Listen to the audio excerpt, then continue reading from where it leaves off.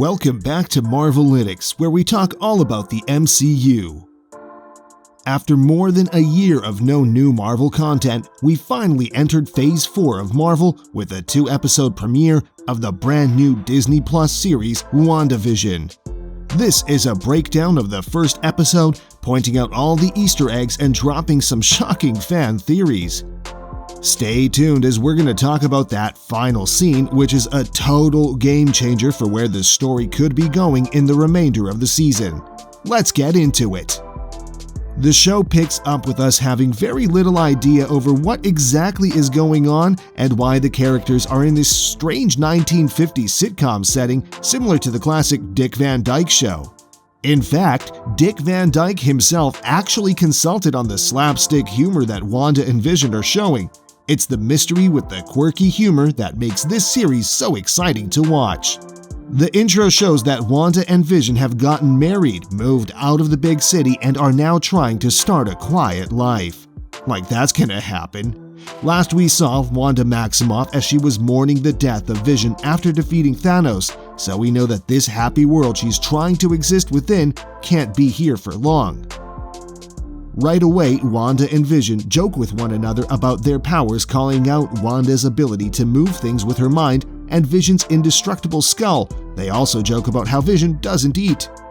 The refrigerator is empty because the world that Wanda and Vision are existing within is one that is completely fabricated and isn't real. They just make things up as they go with the flow. This is further explored by how they can't seem to remember where they are or how they created this life for themselves. When they discover that this very day is marked with a heart, they don't understand what the heart on their calendar means, so they just decide together that the day is going to be meaningful to them, with neither of them admitting that they have no idea what is so special about it. But that doesn't stop Wanda from continuing to question what August 23rd is meant to mean to her, and that's only continued to be pushed when she meets her new neighbor, Agnes. Agnes may seem friendly and supportive, but don't mistake her for someone Wanda will actually be able to trust and be close with throughout this show, because it's very likely that she is the woman who guided Wanda into meddling with reality. In the comics, Agatha Harkness, whose name can easily be condensed to create the name Agnes, is an ancient witch who mentored Wanda for many years and helped reveal to the Scarlet Witch how much power she truly possessed.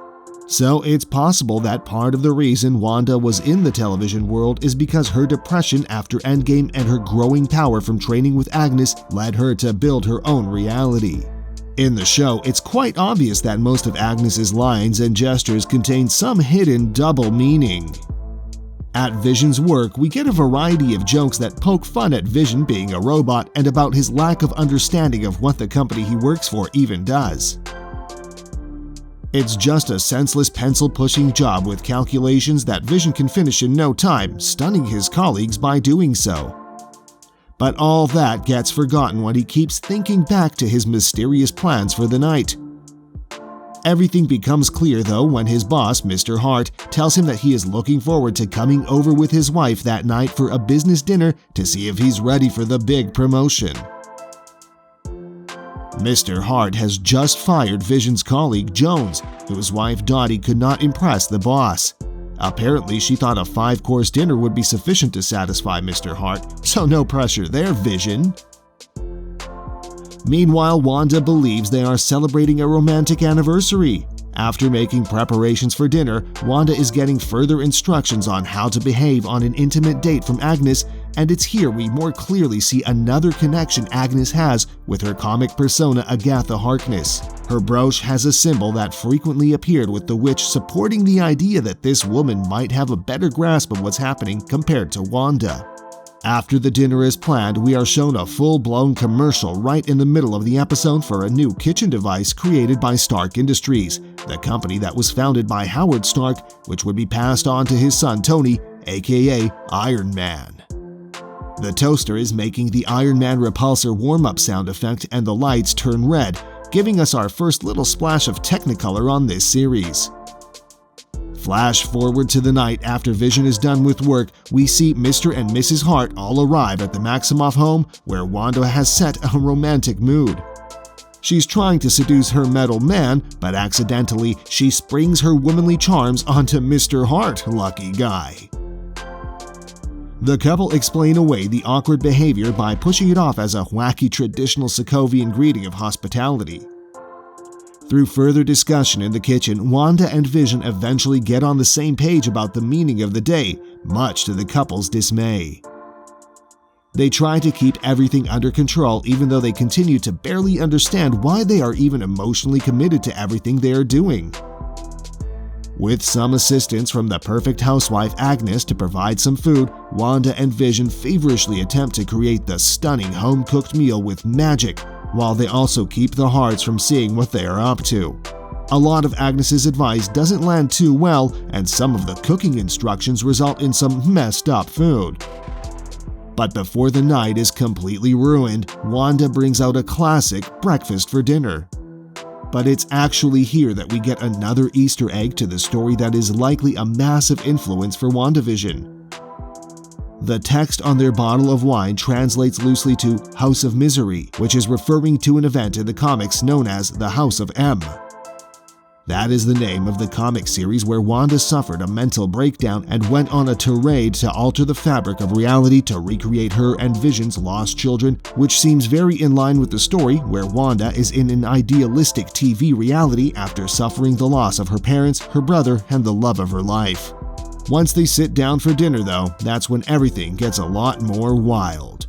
The Harts quickly begin inquiring about who Wanda and Vision are, and they struggle to figure it out themselves. But when Mr. Hart escalates the situation and pushes them further, he begins choking on some food and the atmosphere of the show begins to degrade. Instead of a wide shot on the table, we are brought in close to the characters. The tension grows as Mr. Hart is slowly choking to death. His wife chillingly just repeats to him and Wanda to stop it. She seems to be stuck in a loop while Wanda and Vision watch in horror.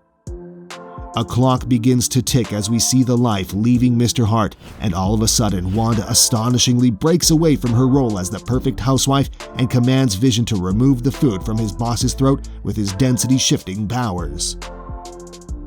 Once Mr. Hart stabilizes, the laugh track returns, the 1950s style music comes on, and the show just keeps going on as normal.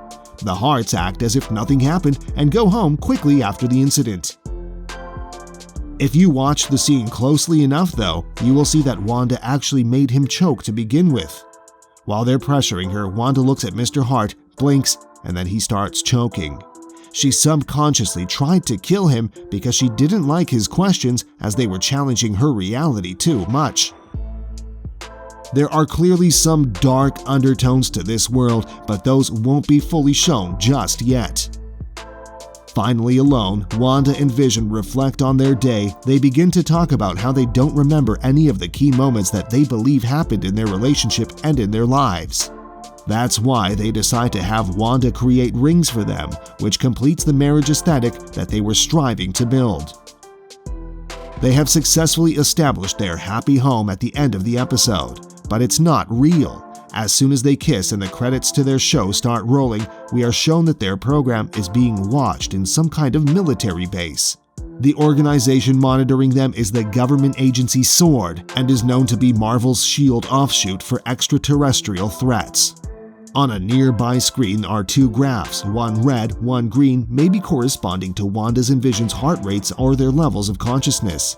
In the comics, SWORD is like the space version of S.H.I.E.L.D., protecting the Earth from alien invasions. The comic acronym for SWORD is Sentient World Observation and Response Department, but in the MCU, it actually stands for Sentient Weapon Observation and Response Department. That's an important distinction. The change of the word implies that they guard the Earth from superpowered individuals like mutants, or maybe this agency is meant to protect Earth from AI like Ultron and Vision. Still a lot of questions left to be answered. That was it for our Episode 1 breakdown of WandaVision. Like, subscribe to Marvelytics, and share this video with a Marvel fan.